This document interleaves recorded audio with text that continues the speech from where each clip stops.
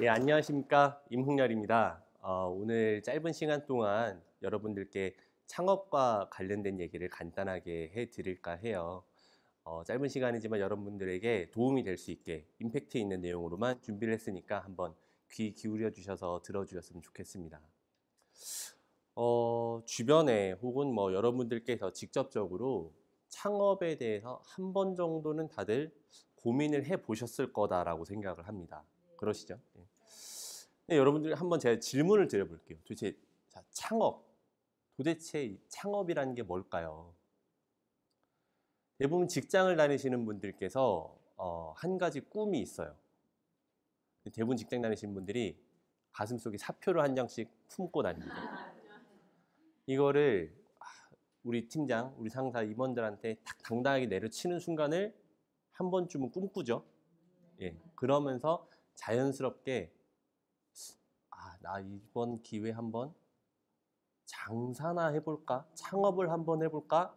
라는 고민을 자연스럽게 하기 시작한다는 거죠. 분명히 이렇게 시작을 했어요. 장사를 해볼까? 라는 생각에서 시작을 했습니다. 그런데 장사를 하려다 보니까 내가 기술이 없어요. 내가 알고 있는 게 없어요. 그러다 보니까 자연스럽게 프랜차이즈 브랜드나 혹은 기타 내가 알고 있는 무언가를 검색을 하기 시작한다는 거죠. 그러면서 내가 커피숍을 한번 해봐야겠다. 커피숍에서 좀 늦지막히 일어나서 애들 뭐 등원도 시켜주고 뭐 10시나 11시쯤 늦지막히 가게 가서 직원들이랑 눈인사도 한번 맞추고 점심은 좀 바쁘니까 일도 좀 도와주고 오후에는 내가 꿈꾸지 못했던 여유 시간이 생겼으니까 뭐 운동도 좀 하고 책도 보고 영화도 읽고 개인 시간도 좀 가졌다가 요즘 뭐 최저임금도 많이 올랐다는데 저녁에는 혼자 있으면 되지 않을까 이런 생각까지 간단하게 한다라는 거예요. 그러면서 이제 나는 완벽하게 이제 이쪽으로 빠져들기 시작합니다. 그러면서 이제 본격적으로 검색을 하기 시작합니다. 검색을 하시면 포털에서 이런 내용들이 이제 눈에 들어오시기 시작할 거예요. 뭐 성공 창업 길잡이, 뭐 창업 가이드, 혹은 대박 창업 이런 식으로 해서 뭐 얼마 투자하시면 얼마 법니다. 마치 이제 중고차 매매 거래하듯이. 뭐 실제로 이제 내가 뭐 인수를 할 수 있을 것 같은 매장들이 막 눈에 들어오게 되고요. 프랜차이즈 역시 마찬가지입니다. 여러분들을 성공으로 이끌어주는 프랜차이즈, 뭐 여러분들을 대박 창업을 시켜드릴 수 있는 프랜차이즈 이런 식으로 창업이라는 단어를 반복적으로 여러분들께 노출을 하고 있어요. 그러다 보니까 처음에 우리는 분명히 나 그냥 다 때려치고 장사나 해볼까? 라는 생각으로 시작을 했는데 나도 모르게 나는 창업을 준비하고 있는 사람이 된다라는 거죠. 근데 자, 창업이라는 걸로 이제 저희가 녹아들게 되면은 뭔가 그거에 맞는 준비와 계획이 필요하다라는 거죠. 자, 그럼 여러분들 창업이라는 게 도대체 뭘까요? 한번 창업이라는 단어의 사전적인 의미를 찾아보았습니다. 첫 번째, 나라나 왕조 따위를 처음으로 세움. 두 번째, 사업 따위를 처음으로 이루어 시작함. 이런 두 가지 뜻으로 구성이 되어 있어요. 자, 나라를 세운다. 그러면 한번 생각을 해보시죠. 어떤 영웅이 나타나서 터전을 닫고 같이 이끌어갈 신하들과 함께 우리의 나라의 이념, 정책적인 방향, 기타 등등을 세우고 이 나라가 경쟁력 있는 나라가 되었을 때 오랫동안 꿋꿋하게 건강한 나라로 오래 갈 수가 있겠죠. 우리가 하려는 사업이 마찬가지다라는 거죠. 우리가 무언가를 시작을 할 때 이렇게 치밀한 단계에 의해서 시작을 해야 하는데 실제로 우리가 이렇게 계획과 준비를 해서 시작하느냐라는 제가 질문을 던졌을 때 대부분 아니다라는 게 중요한 내용이에요. 대부분 시작을 하신 분들께서 앞서서 이제 말씀드린 것처럼 검색이나 뭔가 주위의 사람들의 의견을 듣고 시작을 하다 보니까 올바른 순서대로 진행이 되지 않고 뭔가 대박의 꿈이라든지 수익성에 쫓긴다든지 유행을 쫓아간다든지 기타 외적인 요인에 의해서 결정이 된다는 거죠. 내가 창업을 해야겠다라고 마음을 먹었을 때 뭔가 무엇을 해야 할지에 대한 생각을 먼저 버리시고 올바른 순서대로 갈 수 있는 길을 좀 강조를 드립니다. 예비 창업자분들께 강조를 해서 드리는 말씀이 있어요. 창업은 투자가 아니다라는 얘기를 많이 합니다. 대부분 예비 창업자분들께서 이런 얘기를 많이 하세요. 내가 그래도 얼마 투자했으니까 적어도 얼마 벌어야지. 내가 적어도 이거를 오피스를 하나 구해도 부동산을 구해도 월세가 이 정도가 나온다는데 내가 창업하면 더 벌어야 되는 거 아닌가요? 라는 질문들을 많이 하신다는 거예요. 근데 창업은 절대 투자가 아니다라는 말씀을 굉장히 강조를 해서 드려요. 대부분 사람들이 시작을 할 때는 장밋빛 미래를 꿈꾸실 수밖에 없습니다.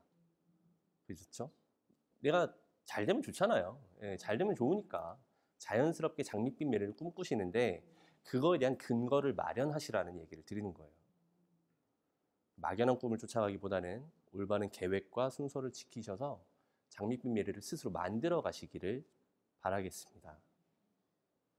네, 이러한 얘기를 하시는 분들의 공통적인 주장이 있어요. 내가 그래도 회사에서 지금 얼마 받고 있는데 창업하면 그거보단 더 받아야죠. 그러니까 창업을 하시는 분들께서 내가 한 달에 얼마를 벌어야 한다라는 기준점이 본인의 회사에서 받고 있는 월급이 기준점이 된다는 거예요.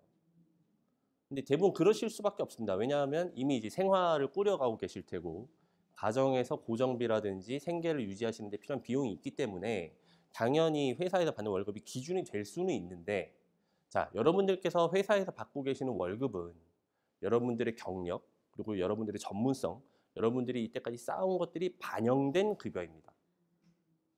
하지만 여러분들이 이제 시작하려는 창업은 어떤가요? 신생아 단계라는 거죠.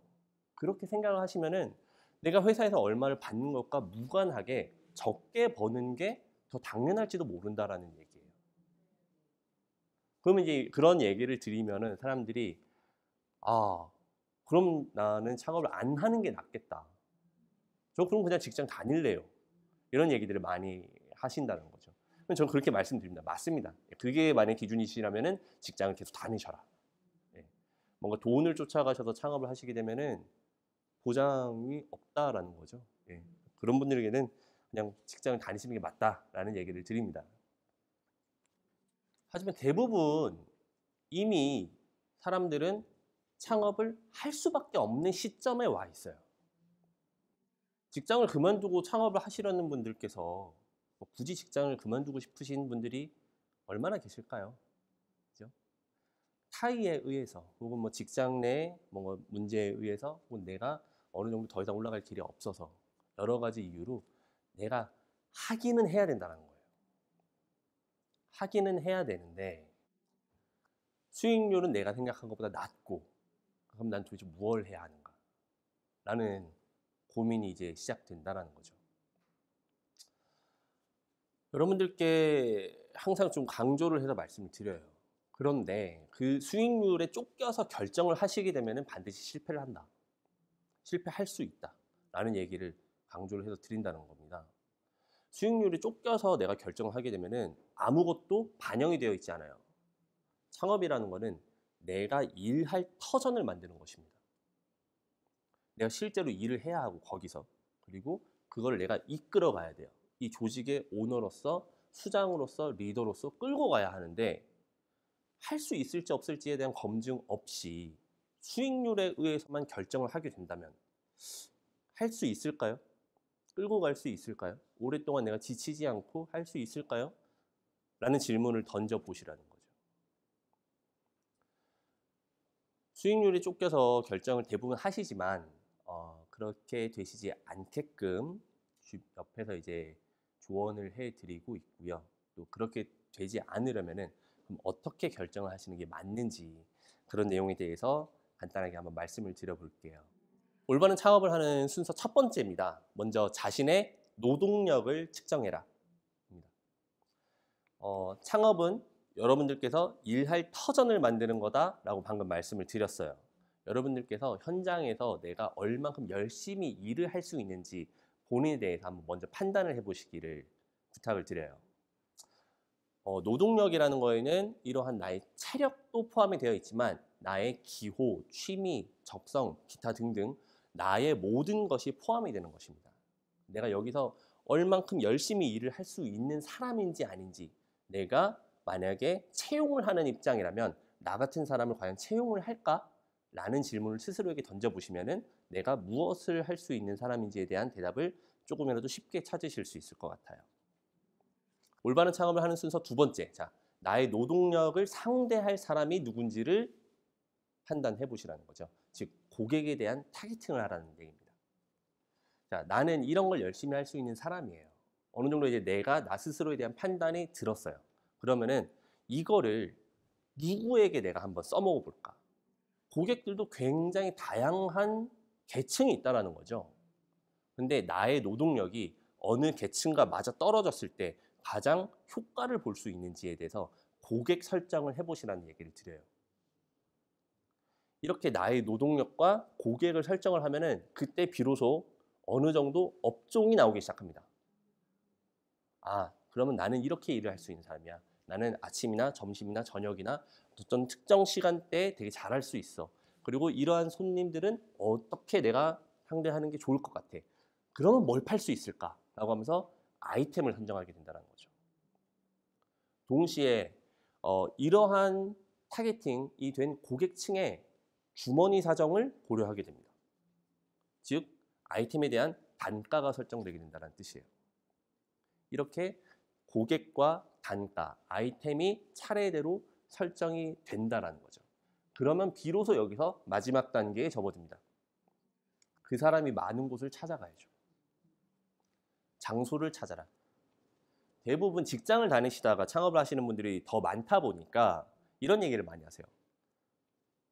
집 근처였으면 좋겠다. 얘기를 많이 하세요. 실제로 많이 하시죠. 그런 분들에게 똑같이 여쭤봅니다. 내가 지방에 사는 사람이에요. 근데 공부를 잘했어요. 수능을 잘 봤어요. 집 근처에 있는 대학을 가나요?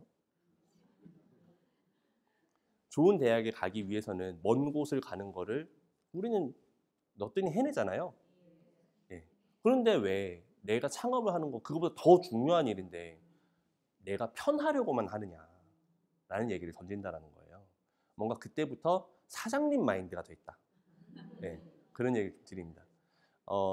순서가 이렇게 흘러간다는 걸 이해를 하시면은 이제는 비로소 내가 그럼 어떤 걸 잘 할 수 있고 누구를 잘 상대할 수 있고 그러면 어떤 걸 팔아야 하고 이런 거는 어떤 사람들이 대부분 소비력을 갖췄는데 그 사람들은 여기에 많겠구나 혹은 저기에 많겠구나 라는 것을 고려한 상권을 고르게 된다는 거죠. 물론 첫 번째 단계에서 말씀드렸던 노동력이라는 것에 내가 이동해야 할 거리도 포함해야 한다고 생각을 합니다. 뭐 비행기를 타고 제주도까지 출퇴근할 수는 없잖아요. 네. 어느 정도는 내가 감수해낼 수 있을 만한 거리 그런 것이 다 포함이 되겠죠. 그래서 이렇게 순서대로만 가면은 적어도 뭔가 수익률에 쫓겨서는 결정을 하시지 않을 수 있다라는 얘기를 드려요. 자, 근데 이렇게 설명을 드렸을 때는 굉장히 간단합니다. 그죠? 쉬운 것 같고 어려울 것 같지가 않아요. 그런데 왜 대부분 이런 순서를 지키지 않을까요? 말씀드렸던 것처럼 가장 대부분인 거는 특정 무언가에 꽂혀서 시작하시는 경우가 많기 때문이에요. 뭐 옆집 엄마가 뭘 했는데 대박이 났대. 혹은 뭐 제 회사를 다니고 있는데 뭐 우리 뭐 옆 부서에 뭐 김 과장님이 회사 그만두시고 뭐 차리셨는데 뭐 난리가 났다더라. 혹은 내가 자주 가는 가게가 있어요. 자주 다니는 상권이 있어요. 근데 거기에 아, 저 자리 참 좋은 자리인데라고 내가 스스로 생각하고 있었던 자리에서 뭔가 갑자기 급매로 나왔대요. 여기 대박인데 여기 뭐 해도 나 잘 될 것 같은데 라는 생각으로 그때 막 거기에 맞춰서 생각을 한다는 거죠. 여기 대박이야. 여기는 뭐 커피숍 하면 무조건 대박이야. 그럼 여기서 뭐 어떤 커피숍을 할지 내가 생각해야 돼. 이렇게 거꾸로 올라간다는 거예요. 아마 주변에 많이 보셨을 겁니다. 근데 그렇게 하다 보면은 결과적으로 나의 노동력이 반영되어 있지 않을 가능성이 가장 크다는 거예요. 너무 힘든 거죠, 해보니까. 그리고 나랑 전혀 안 맞는 사람들을 상대하게 될 가능성이 높아요. 그러면 어떤 현상이 발생하느냐? 내 가게에 내가 가기 싫어집니다. 아침에 눈 뜨면 한숨부터 나와요. 돈이라도 많이 벌면 다행인데. 뭐 여러 가지 이러한 상황들이 이제 쌓이고 쌓이면은 내가 마음이 떠버린다는 거죠. 그렇기 때문에 올바른 순서대로 지키시는 것을 가장 중요하다라고 말씀을 드리고요. 대부분 이렇게 올바른 순서를 지키지 않는 경우가 대박을 쫓아갔기 때문이다라고 말씀을 드립니다. 뭔가 하나에 꽂혔기 때문에, 대박을 쫓아가는 거에 꽂혔기 때문에. 자, 저는 여기서 경험이 없으신 분들을 대상으로는 당연히 대박은 어렵다라고 말씀을 좀 드려요. 대박이라는 건 물론 운도 중요하지만 나의 경험이 받쳐지지 않으면은 뭔가 대박의 기회가 왔더라도 놓칠 가능성이 높다라는 거죠. 그럼 초보 창업자분들은 무엇을 쫓아야 하느냐? 쫓아가기보다는 실패를 피하셔라. 자, 창업을 하셔야 되는 분들이 아까 말씀드렸던 것처럼 대부분 자의가 아니라 타의에 의해서 시작하시는 분들이 더 많다라고 말씀을 드렸어요. 그러다 보니까 이렇게 순서를 지켜야 하는데 시간이 많지가 않아요. 당장 다음 달부터의 생활비가 필요해요. 다다음 달에 생활비가 필요해요. 일부 어느 기간에는 나의 뭐 퇴직금이라든지 기타 좀 모아둔 돈으로 내가 버틸 수는 있겠는데 결국 그게 나의 창업 자금을 까먹는 일이에요. 그러다 보니까 빨리 시작해야 된다는 거죠. 이런 조급한 심리가, 이러한 심리들이 이제 반영이 되어 있죠. 난 할 줄 아는 게 없는데. 자, 두 번째, 거창한 기술을 배우기에는 시간이 부족하고. 세 번째, 쉽게 일하면서 돈은 많이 벌고 싶고. 네 번째, 평생 남 밑에서 일했는데 그래서 사장님 얘기 들으면 기분은 좋겠다. 예, 대부분 초보 창업자들, 예비 창업자분들께서 이러한 심리 상태로 시작을 하신다는 거예요. 그러면은 그런 분들을 상대하는 조직이 어디일까요? 프랜차이즈죠. 예, 초보 창업자분들을 상대로 이제 프랜차이즈 혹은 초보 창업자들을 상대로 하는 창업 컨설팅 조직들이 있는데 그런 심리를 정확하게 노립니다. 이렇게 표현을 하죠. 첫 번째, 저희 브랜드를 선택하시면, 저희 프랜차이즈를 선택을 하시면, 두 번째, 본사의 노하우를 공유해서 빨리 교육을 해드리고, 세 번째, 원팩 시스템을 도입해서 전문가 없이도 매장 운영이 가능하고, 네 번째, 검증된 매출력이 있으니 돈 많이 버실 겁니다. 예, 라고 말씀을 드린다는 거예요. 어떻게 보면은 그 앞서서 말씀드린 초보 창업자들의 심리를 정확하게 노린 그러한 전략이죠. 근데 요 내용을 보셨을 때 맞을 수도 있다. 뭐 이렇게만 되면 좋은 거 아닌가? 라는 생각을 하실 수가 있어요. 근데 과연 맞는 전략인지 한번 고민을 해볼 필요가 있다는 거죠. 물론 초보 창업자의 니즈에 맞춰서 세운 전략입니다. 그러니까 그 조직에서는 필요로 한 전략이었을 거다라는 얘기를 드려요. 근데 앞서서 말씀드렸었던 거에 대한 단점이 분명히 존재한다는 거죠. 예를 들어서 원팩 시스템을 굉장히 과거 프랜차이즈에서 강조를 해왔습니다. 원팩 시스템이라는 건 뭐냐? 간편 조리식이죠. 뭔가 이제 내가 조리장을 채용하지 않아도 돼요. 이런 얘기 많이 들어보셨을 거예요. 아, 요리하는 사람들 고집이 굉장히 세다. 내가 그 사람들보다 모르면은 끌려간다. 근데 어떡합니까? 내가 요리를 할 줄 모르는데.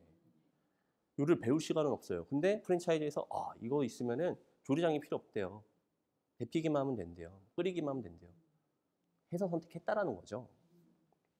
그런데 이러한 전략의 단점에 대해서 말씀을 드리면 내가 그 업종의 사장으로서 스킬이 올라가는데 굉장히 낮아진다는 거예요. 즉 나는 만약에 그러한 프랜차이즈를 선택을 해서 오랫동안 영업을 하고 오랫동안 운영을 한다면은 그 브랜드 점주로서 스킬은 올라갈 수 있어요. 근데 예를 들어서 그게 어떤 국밥이었다. 나는 국밥집 사장으로서의 스킬이 올라가는 데는 한계가 있는 거예요. 만들 줄 모르니까. 그런데 그러한 상황에서 그 해당 프랜차이즈에 뭔가 리스크가 생겼어요. 최근에 있었던 뭔가 오너들의 갑질, 기행 등 프랜차이즈에 이슈가 생기게 되면은 그 피해는 고스란히 점주들에게 갑니다. 그때 내가 이거를 방어할 수 있는 기재가 없다라는 거예요. 말씀드렸었던 것처럼 예를 들어서 그 업종의 사장으로서 내가 스킬업이 되어 있으면 간판 떼면 됩니다. 더 맛있게 국밥집 차리면 되죠. 근데 나는 이거 없이는 할 수 없는 사람이 돼버렸다라는 거예요. 의존도가 굉장히 높아지게 된다는 거죠. 평생 프랜차이즈 점주 신세를 면치 못하게 된다. 예, 그런 얘기를 드린다. 과거에는 이러한 가정 간편식이라고 합니다. 원팩으로 되어 있는 시스템들이 이런 프랜차이즈들의 무기였어요. 근데 이제는 그런가요? 일반 대형마트에 가셔도 유명 맛집의 레시피가 반영이 되어 있는 가정 간편식이 너무 많이 있어요. 예. 그러다 보니까 이제는 소비자분들이 가서 구매할 이유도 없다라는 거죠. 과거에는 프랜차이즈가 어떤 점주들을 상대로 나의 매장을 많이 차리기 위한 무기로서 그런 것을 활용했다면 이제는 그것이 더 이상 무기로서 효과가 떨어지는 시기가 왔다. 그것은 더 이상 내가 그 프랜차이즈를 선택해야 되는 이유는 아니다. 예, 이렇게 이해를 하시면 될 것 같습니다. 창업자분들께서 또 굉장히 안일하게 생각하시는 분들이 있어요. 이런 예를 한번 들어보겠습니다. 예를 들어서 예비 자금이, 나의 창업 자금이 한 1억 원 정도 있다라고 예를 들어볼게요. 근데 어떻게 뭐 잘 골랐어요. 잘 골라서 보증금이 한 5천만 원 정도, 뭐 임대료가 한 300만 원 정도, 그리고 내가 뭐 시설 투자금으로 한 5천만 원 정도를 투자해서 이 매장을 오픈하는 걸로 결정을 내렸습니다. 이런 생각들을 하세요. 혹시라도 이게 안 돼도 보증금은 보장이 되니까 5천만 원만 날아가는 거겠지 라는 생각들을 하신다는 거예요. 굉장히 안일한 생각이다라는 얘기를 드립니다. 우리는 장사가 되든 안 되든 매월 300만 원이라는 임대료를 임대인에게 꼬박꼬박 지급을 해야 됩니다. 근데 장사가 안 됐어요. 임대료조차 낼 수 없는 상황이 왔어요. 그럼 어떻게 됩니까? 보증금에서 까야죠. 그러려고 임대인이 보증금을 받는 거예요. 예. 그러다 보니까 대부분 보증금을 책정하는 기준이 1년치 임대료 혹은 2년치 임대료 수준으로 맞추는 겁니다. 그 사람의 계약 기간과 동일하게 맞춘다라는 거죠. 근데 보증금이 보장이 되지 않는다라는 거죠. 그러면은 이렇게 보장되어 있지도 않는 보증금, 그리고 내가 운영을 하면서 생겨나는 적자, 그리고 내가 시선한 투자금. 창업 실패 리스크는 그 끝이 없다라는 데 가장 무서운 점이 있습니다. 더 무서운 점은 회복이 불가하다라는 데 있어요. 여러분들께서 뭐 종잣돈이 한 10억 정도 있으세요. 그중에 1억만 써야지 해서 창업하신 분들이 있을까요? 얼마나 있을까요? 대부분 내가 자금이 부족해서 어디서 빌리고 부족한 걸 또 메꾸고 어떻게든 힘들게 모아서 시작한 창업인데 이런 리스크를 겪게 되면 회복이 불가하다라는 데 가장 큰 무서움이 있어요. 그렇기 때문에 약간 여기서 좀 팁을 좀 드리면요.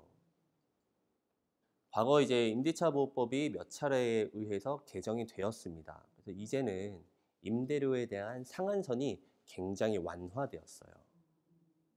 5% 수준으로 완화가 되었고, 과거 임대차 보호법은 약간 그 우리나라에 있는 상가를 대부분 포함할 수 없는 수준의 법이었었는데 최근에 역시 몇 차례를 통해서 개정이 되면서 이제는 대부분의 상가에 임대차 보호법이 적용이 됩니다. 그 말은 무슨 뜻이냐? 임대료 상한선에 대한 걱정은 이제 조금 덜 하셔도 된다라는 거예요.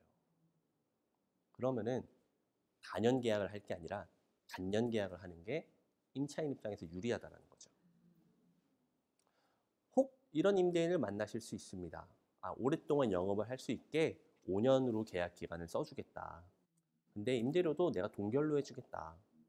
선의에 의해서 임대인이 그렇게 얘기를 하셨을 수도 있지만 오죽 여기가 장사가 안 되면 나한테 이런 제안을 하지? 라는 생각도 합리적인 의심을 해보실 필요가 있다는 거죠. 임대차 보호법과 별개로 임대인은 임대료가 미지급되는 경우에 임차인을 내쫓을 권한이 있어요. 몇 차례 한 2개월, 3개월씩 이렇게 임대료가 밀리면 내쫓을 수 있습니다. 근데 임대인이 내쫓을까요? 안 내쫓죠. 보증금이 있잖아요. 보증금에서 꼬박꼬박 내가 까주기만 하면 되는데 내쫓을 이유가 전혀 없다라는 거예요. 후속 임차인을 구해올 때까지 그 사람은 무조건 붙잡아 놓는다라는 거죠. 임대인 입장에서. 그렇기 때문에 괜히 길게 영업을 하고 싶어서 단연 계약을 하셔서 족쇄가 되는 계약을 하시지 마시고 단년 계약으로 하셔라. 그러면은 1년 후에 내가 1년 계약으로 했다가 내쫓기면 어떡하냐라는 얘기를 하실 수가 있는데 그것을 보호해 주는 게 임대차 보호법입니다. 임대차 보호법에 의거해서 여러분들의 영업권은 이제부터는 10년간 보장을 받으세요. 계약 기간이 끝나도 내가 여기서 계속 영업을 하겠다라고 임대인에게 주장할 수 있는 권리가 있다는 거죠. 그렇기 때문에 물론 1년마다 임대료는 상승할 수 있습니다. 대신에 그 폭을 완화시켰다라고 아까 말씀을 드렸죠. 5% 수준으로 완화시켰기 때문에 뭔가 리스크를 생각한다면 이게 오히려 올바른 방법이지 않을까라는 생각을 같이 해보실 수 있다는 거예요.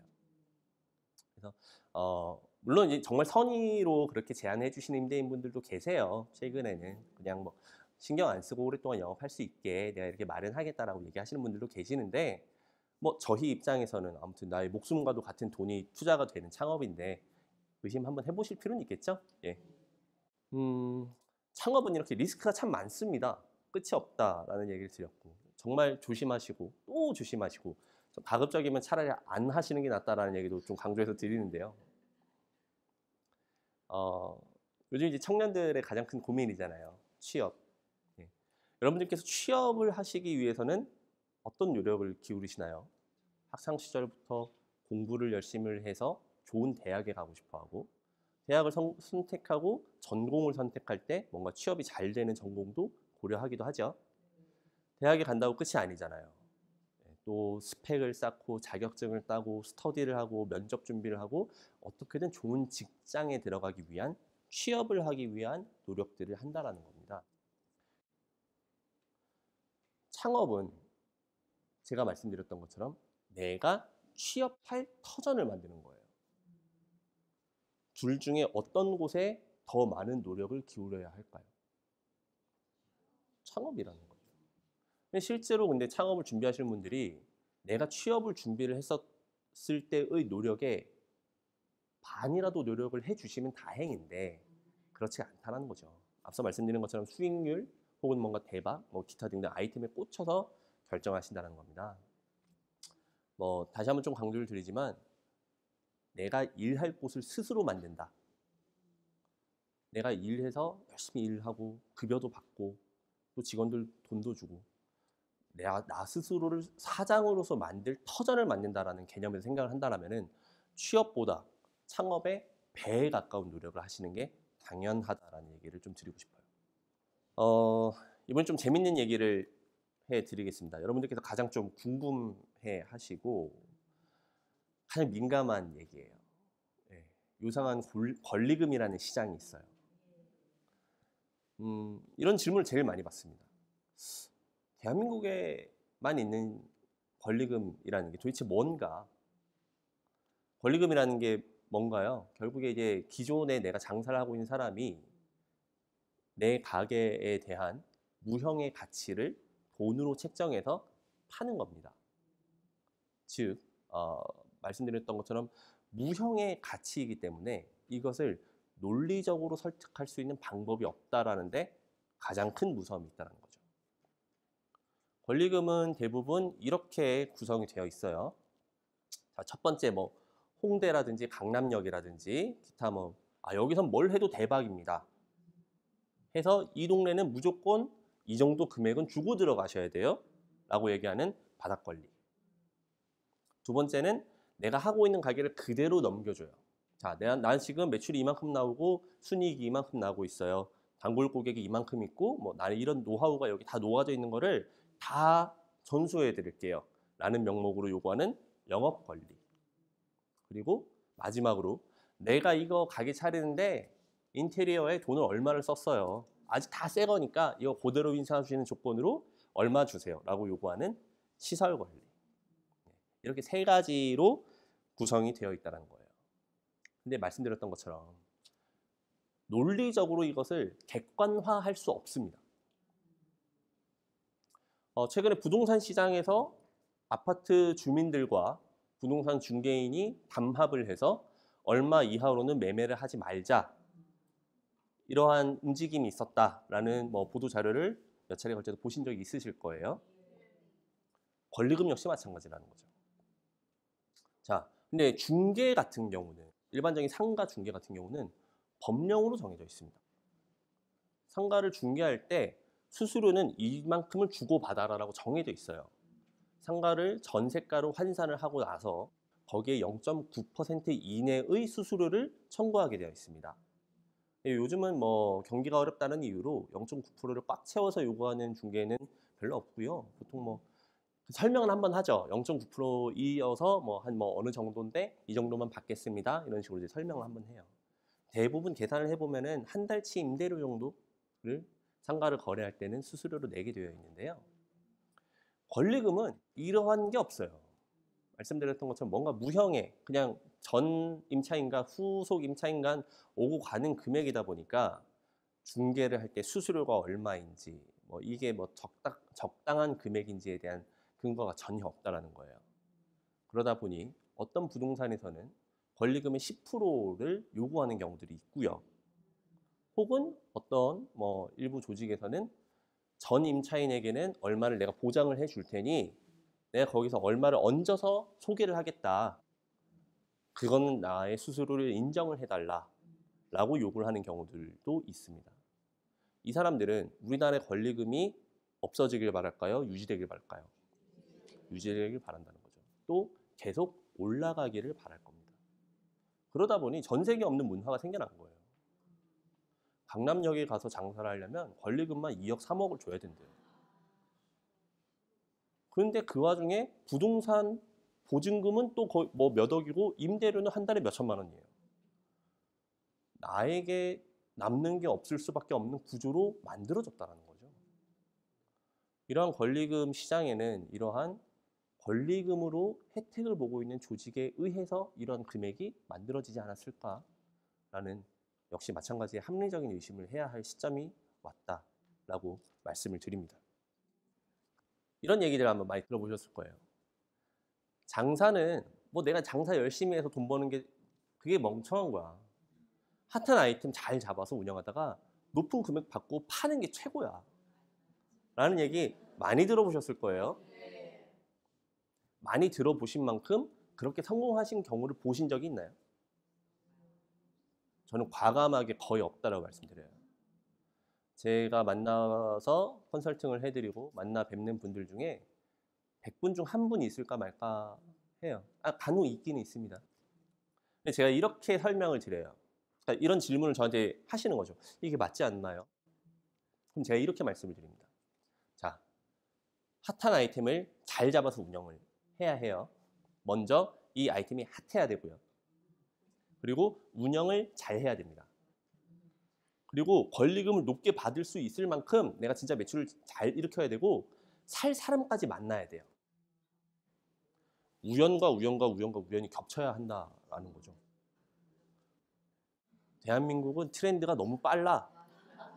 유행을 빨리 바꿔가는 게 최고야 라는 얘기들을 많이 하신다는 거예요.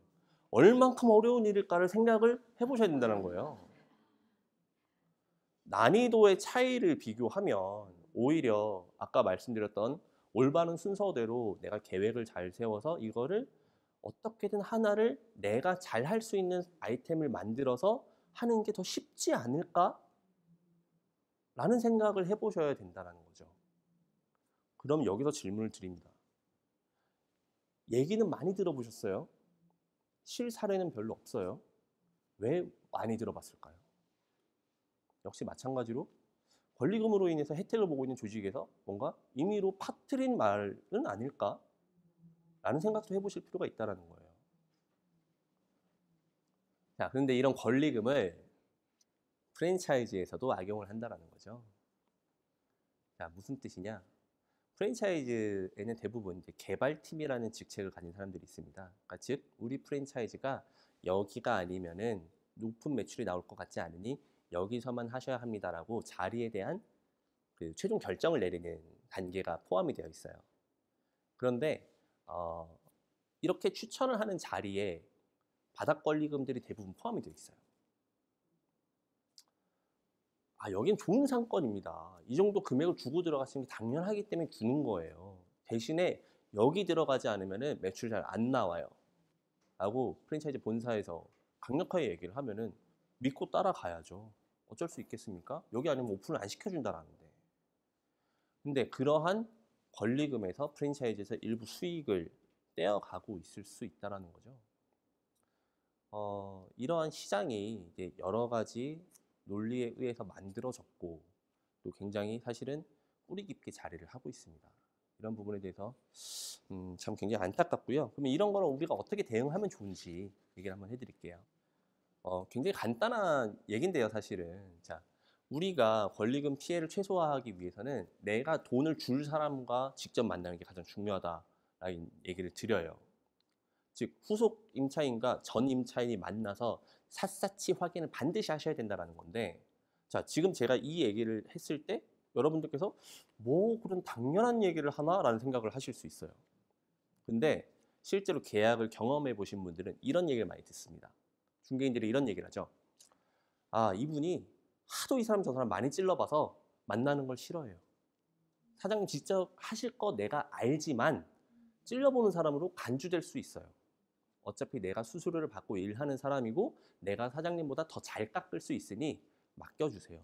라고 하면서 못 만나게 한다는 거예요. 실제로 계약실에서 처음 만나는 일들이 허다합니다. 근데 물론 이제 그분의 의도가 실제로 그랬었을지 모르겠지만 말씀드린 것처럼 저희가 목숨 같은 돈을 가지고 창업을 해야 하는 사람인데 인정사정 볼 게 있나요? 사실 좀 그렇게 말씀을 드려요. 그래서 권리금의 피해를 최소화하는 방법은 굉장히 간단합니다. 진짜 직접 찾아가셔서 만나면은 나와요.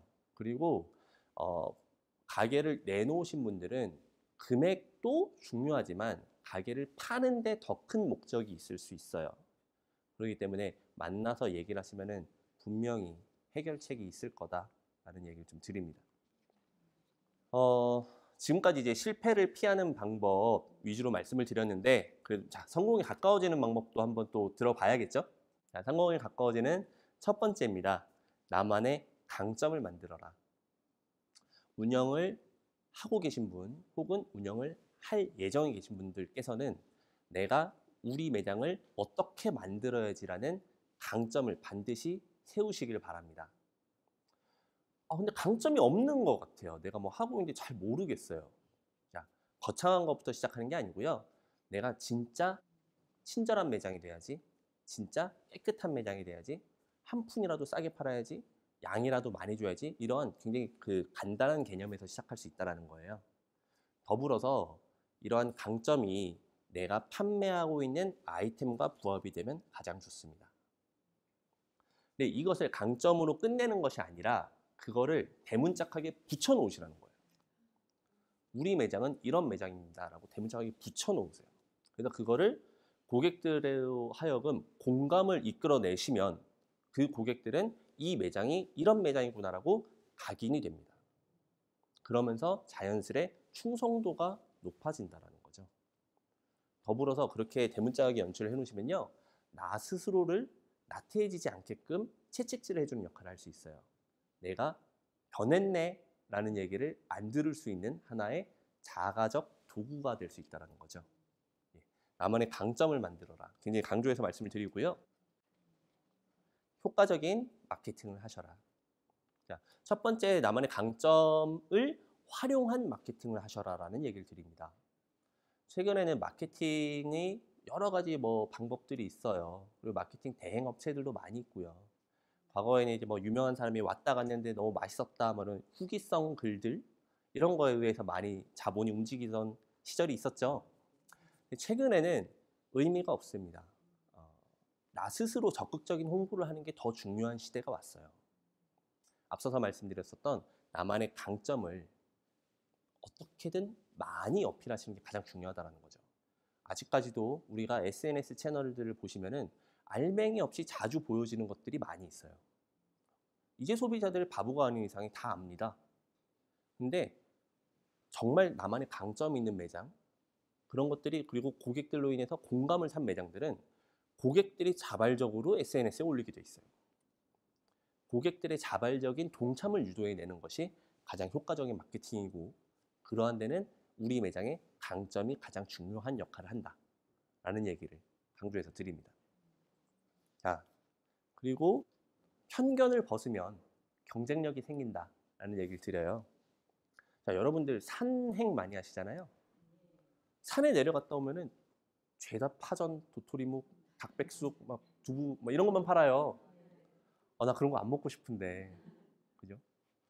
편견입니다. 여러분들 생각보다 많은 편견 속에 살고 있어요. 막걸리집 전통 주점에 가면은 죄다 한문으로 막 벽지가 발라져 있어요. 뭔 말인지도 모르겠어요. 간판은 죄다 뭐 기와집 아니면 초가집 뭐 이런 것들이고. 예. 요즘 소비자들이 좋아하는 것. 근데 뭔가 이 아이템은 이래야만 해라는 편견이 혹시 우리가 있지 않을까? 이런 편견을 깨뜨리면 레드오션처럼 보이는 것들 속에서도 블루오션을 찾을 수 있다라는 얘기를 드립니다. 자, 그리고 고객의 마음을 훔쳐라. 자, 이 내용은요, 최근에 가장 좀 이슈가 되고 있어요. 소비자들은 한 푼이라도 소비를 할 때 합리적인 이유를 부과하고 싶어 합니다. 내가 돈을 쓰더라도 허튼 데 쓰고 싶지가 않은 거예요. 그럼 이 사람들에게 사용한 비용이 좋은 곳에 쓴 거다라는 확신을 시켜준다면 고객의 마음을 얻을 수 있는 굉장히 큰 기회로서 작용한다라는 거죠. 최근에 이제 가심비라고 이제 화두에 있었죠. 네, 이러한 내용입니다. 내가 한 푼을 쓰더라도 내 몸에 좋은 것, 한 푼을 쓰더라도 올바른 소비를 지향하는 것, 이런 것에 내가 썼다라고 받아들여지면은 반복적인, 역시 마찬가지로 충성도를 올릴 수 있다라는 얘기를 강조해서 드립니다. 자, 마지막으로 이제 시장의 변화를 파악해라라는 얘기를 드리는데요. 최근에는 외식을 하던 사람들이 매식을 하기 시작했어요. 밖에 나가서 사 먹는 거를 이제는 사와서 먹는다는 거죠. 사와서 먹다 보니 주방이 간편해지기 시작했고요. 일반 가정에서도. 그것이 결국에 매식을 자주 할 수밖에 없게끔 되어 있습니다. 앞서서 말씀드린 가정 간편식의 발달과 더불어서 이렇게 흘러갔다는 거죠.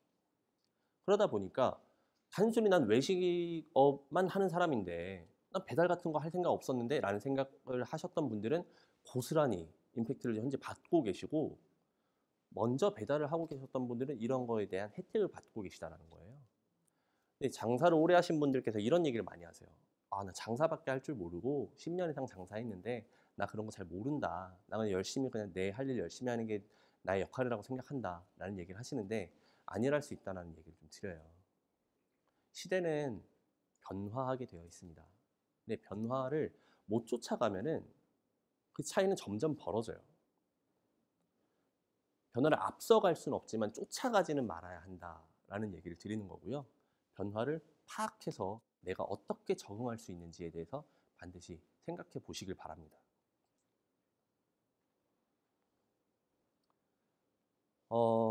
예비 창업자분들은 두려워요. 언론에서는 죄다 망한대요. 주변 분들도 다 힘들다는 얘기만 하고, 야, 장사 한번 해볼까 얘기하면은 다 말려요. 무슨 소리야? 직장 다녀야지. 그죠? 근데 해야 해요. 어쩔 수 없습니다. 시작을 해야 되는 상황이 왔어요.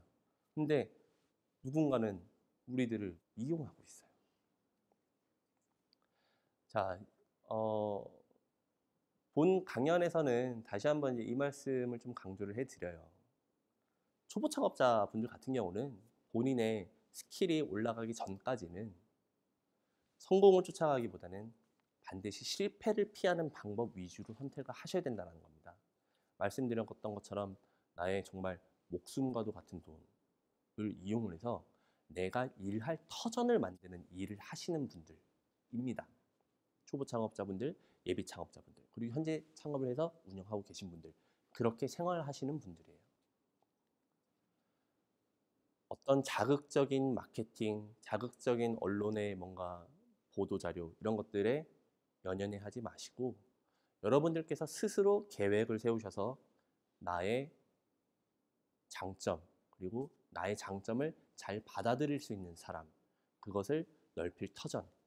세 가지 순서 꼭 기억하시고 실패 피할 수 있는 방법을 고려해서 선택을 하시게 된다면 대박 성공은 여러분들의 그 다음 몫입니다.